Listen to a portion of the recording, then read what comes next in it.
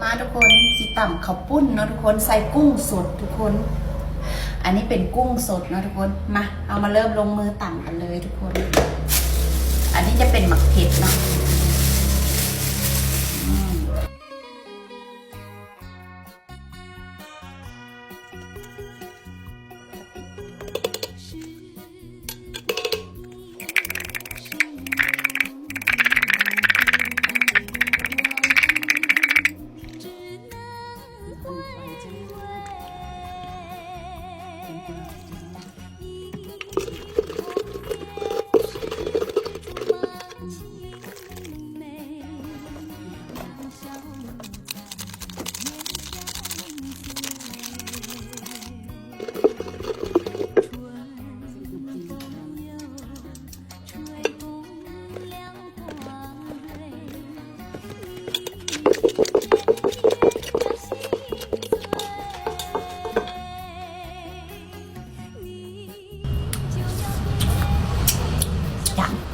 เพิ่มอะไรไป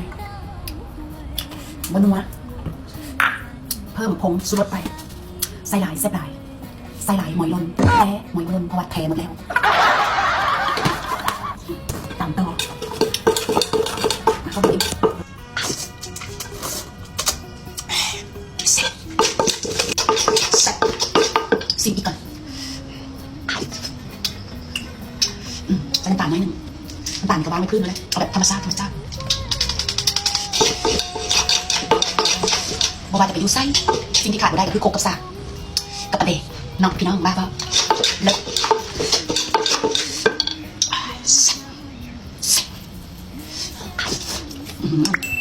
โอเคแซ่บ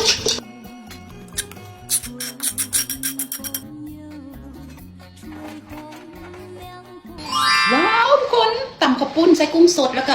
มีหน่อไม้แล้วก็มีผักกระถิ่นแล้วก็มีผักบ้งนะทุกคนโอ้ my god มาเรากินเพื่อนเราก่อนมันถึงจะมีแรงนะจ๊ะเพื่อนจ๋าสไตล์ของมุ้ยทำคลิปต้องมีเพื่อนดำดี4ไม่ตกจ้ะมากินเบียร์เอาประมาณกินน้ำเจ๊กฮวยโอ้ my god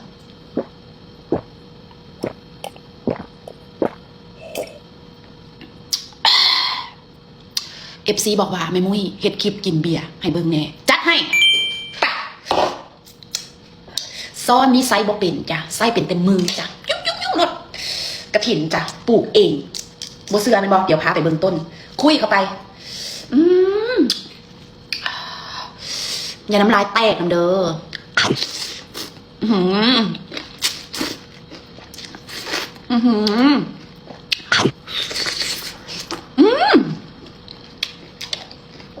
น้ำไม้สด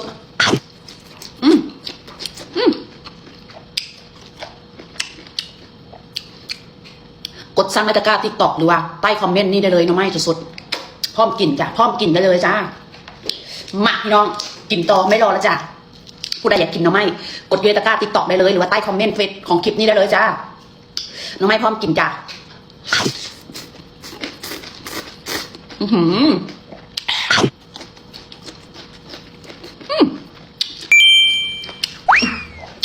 แซ่บได้กินเพื่อนน้ำดีก่อนนะจ๊ะ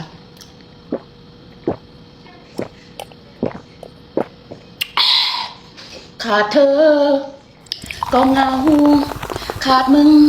กูคงนอนบ่หลับ